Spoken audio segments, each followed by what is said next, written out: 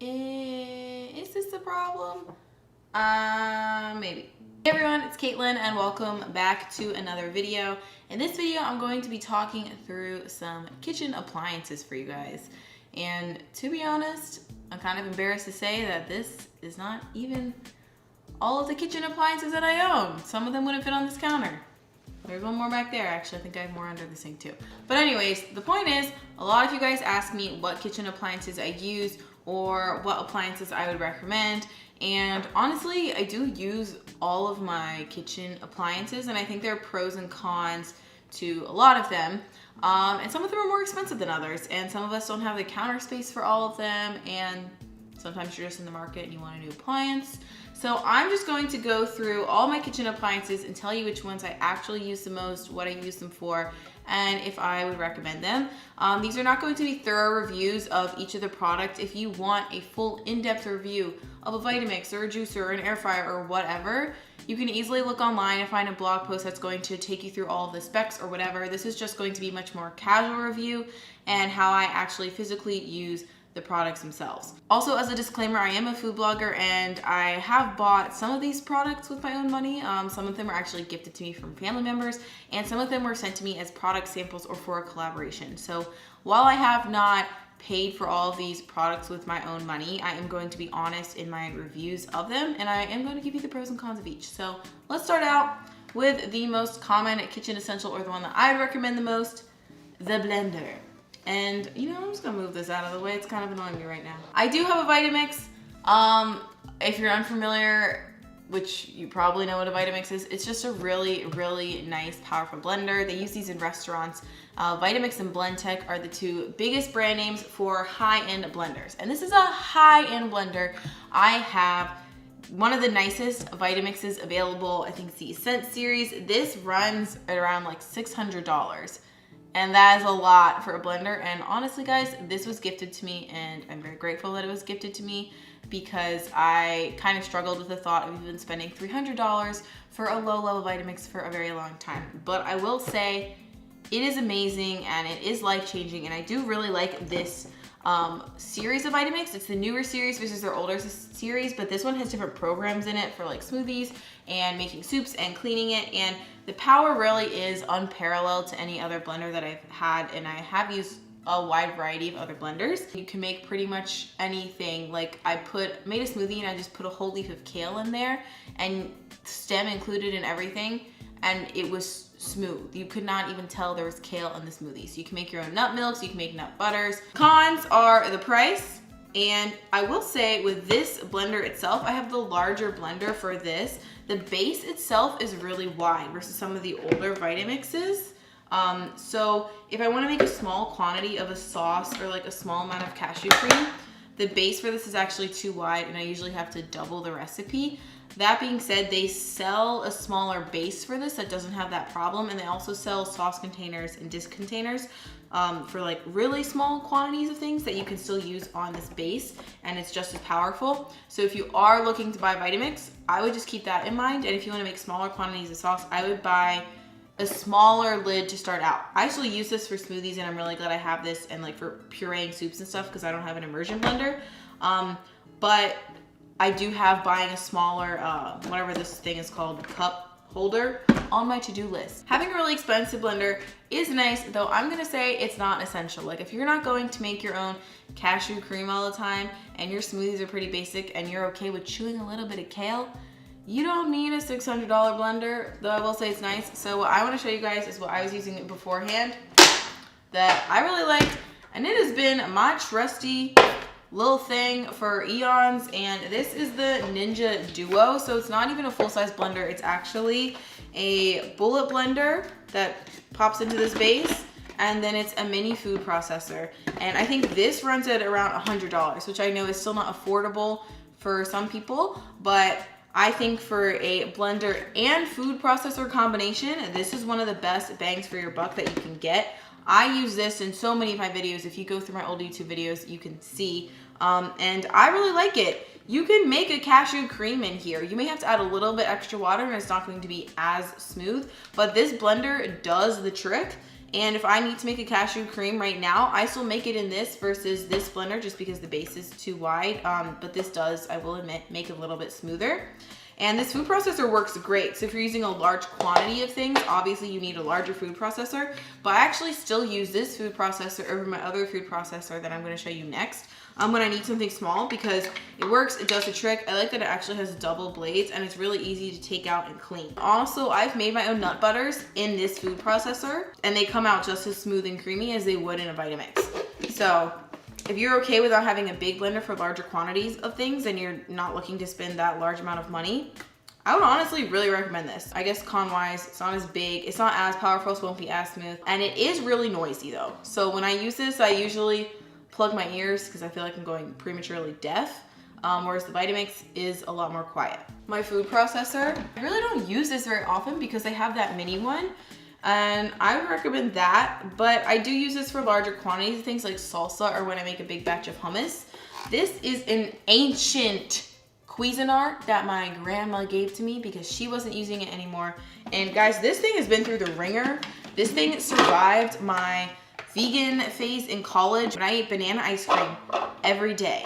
And it made banana ice cream out of frozen bananas for a solid at least a year and a half daily. And I didn't even let the bananas thaw for very long. And it still works perfectly fine. The blades are still sharp.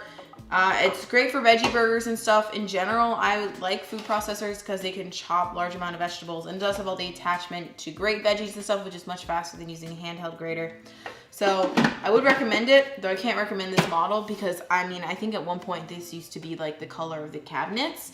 But this one is very sturdy. And I know my roommates have a Cuisinart, newer model, and it works well as well. So if you are looking to invest, like, and you're going full gung-ho, I would recommend a full-size blender and a full-size food processor, but I think that the little mini one is a good in-between as well. So honestly, those are all of the what I would consider to be kitchen essentials in terms of appliances. Everything else, in my eyes, is a bonus, and you don't need it to live a healthy lifestyle, and you don't need it in your kitchen, though there are definitely pros of the rest of these appliances, and I do really enjoy using them. So the first one I think is the most common is the Instant Pot.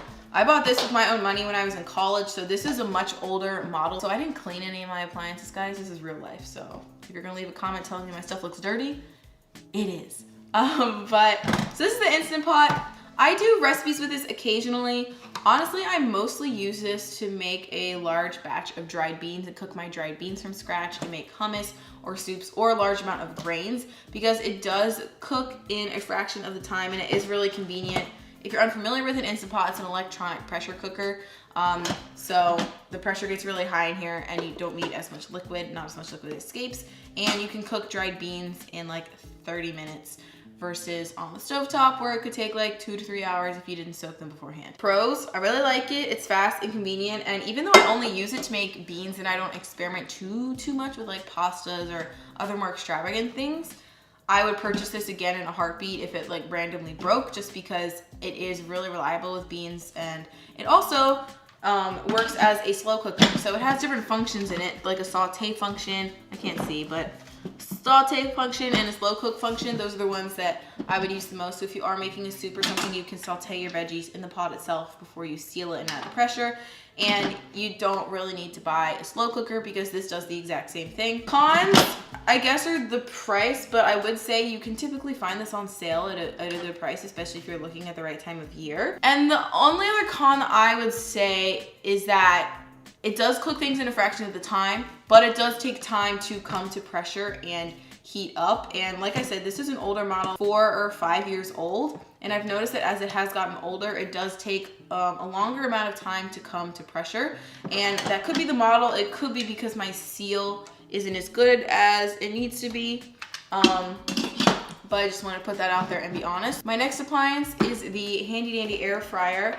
I've had this for a little over 1.5 or 2 years, and I honestly really like this. I think this is great if you are cooking for one person and you want an easy, quick meal. The way an air fryer works, it's kind of like a convection oven. So there's a fan through it and it delivers heat. It's electronic as well. And the way the fan pumps through the machine, it allows the food to crisp on all sides. Whereas when you cook it in an oven, the heat is only coming from the top and the bottom. So like the bottom side that's on the baking sheet will typically cook a little better than the top. But with this, it gets all around crispy on all sides. The interface may be a little bit different, but you're going to set your temperature, you're going to set your time, and you have an air fryer basket that pops out. And then there's a base that like catches anything that falls out of the actual basket itself. Pros, it crisps food really well. I love crisping tofu in here. It only takes 10 minutes in the air fryer and I just literally chop it up, throw it in. The basket is non-stick, so you don't have to use oil, but you can use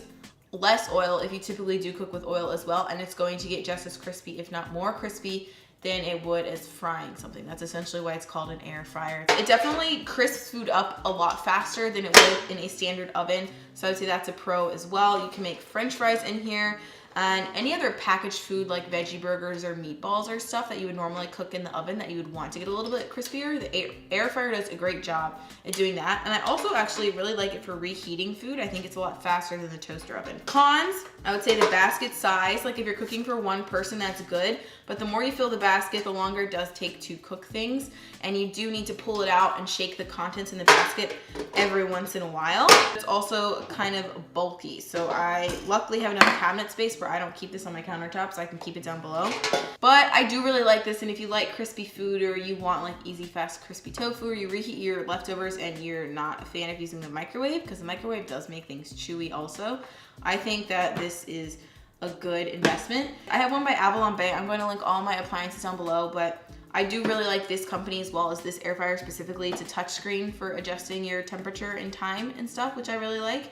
And I've never had a problem with it malfunction. And the basket itself in here, like wiggling it side to side, is really secure, but it still pops out really easily, where I know other air fryers have issues where this basket itself doesn't seal as well, and it can get pretty wobbly. Now I'm gonna talk to you guys about the Ninja Foodi. I just recently worked with Ninja on this as a disclosure to promote this product a few months ago, and if I was looking to buy an air fryer or an Instant Pot, honestly, I would just buy this instead because it does both. It is both a pressure cooker and an air fryer, and I've worked with this machine. I've tested a lot with different recipes when I've worked with them, and I think it is very intelligently designed. The one thing one of the things I don't like about it is that this lid doesn't come completely off, but it's not really a deal breaker. And then this is the pressure cooker lid. So when you are pressure cooking something, you would put this lid on and this lid just kind of hangs out. But then when you're air frying something, use this lid, which has a top coil in it. And it has a ton of settings as well. It also functions as a steamer and a slow cooker, and you can saute things in the pan itself, just like the Instant Pot. And the other thing that I like about this is that it does come with a non-stick pot, just like the Instant Pot. Actually, I think this is more non-stick than the Instant Pot, which is nice. So you have less burn on the bottom of the pot, and it's easier to clean up. But it also comes with a lot of fun apparatuses. I actually don't have them all with me, but it has this basket, which I wanted to show you guys, which would be kind of like the air fryer basket. And I actually like this almost more than the air fryer basket, because when you're shaking the air fryer basket, sometimes it can get difficult to shake everything, but this is really easy to pop out and just shake or stir everything around because it has these handles. Obviously you'd wear gloves. I would recommend this because I think it's a great combination of the two appliances and you get more bang for your buck. The cons, it is a little bit of a higher price point. I don't really like that this lid doesn't come off all the way, like I already said. And it is really bulky and really heavy. So if you're tight for space, obviously the Instant Pot is a little smaller, but I think still this combined is still smaller than the Instant Pot and the air fryer. And then the last item I just wanted to talk about, I do not think is essential in any way, shape, or form, is a juicer, but I do make juice and I put it in my videos and on my Instagram stories. You guys asked me what juicer I have, so I just wanted to briefly mention it. I have a Huron slow masticating juicer.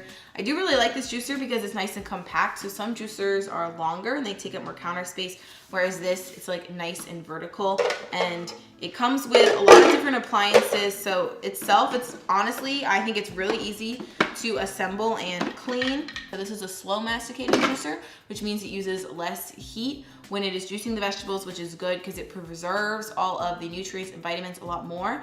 And typically when you make juice, you should consume it as fast as possible. But this is a slow masticating juicer, so if you keep it in the fridge for 1 to 2 days, it's actually a lot better than with a cheaper juicer. So it is a little bit more expensive, but if you are looking to buy a juicer, I think it's worth it to pay a higher price to actually get something that's going to preserve all of the health benefits of your juice. Another cool thing that I thought was snazzy that it comes with is actually an orange juice maker. So you like pop this on, and then this spins, so you can make fresh pressed orange juice if you want. So that is it for all the appliances. Obviously I have a ton of appliances, and you do not need all of these appliances to live a healthy, happy life. And I never want to set out a standard that you need to own like 5,000 different appliances in order to be a good chef. Honestly, I don't think you need any appliances in order to be a good chef. But I just wanted to give you guys a breakdown of all of these and how and why I actually use them and how often I use them. Oh, I forgot to mention, but I use my juicer about like once a week nowadays. The air fryer, I'd say I use like 3 times a week. The Instant Pot, I probably only use like once or twice a week, but I make a big batch of things, so it lasts me for the week. And yeah, the blender and stuff I use like almost every day from recipe testing, but at least like 3 or 4 times a week. I hope you guys enjoyed this video and found it helpful. I also did a video on basic kitchen supplies and tools that I think are essential to your kitchen that aren't any crazy woo-woo gadgets and stuff. So if you're interested in that too, I will link that down below as well. Thanks for watching, guys. If you like this video, give it a thumbs up. Leave a comment below telling me your favorite kitchen appliance. And if you haven't subscribed to my channel yet, you can click that little button right down there. I post 2 new videos every single week. So I hope you guys have a great rest of your day, whatever time of day it is for you. And I hope to see you in the next video. Bye.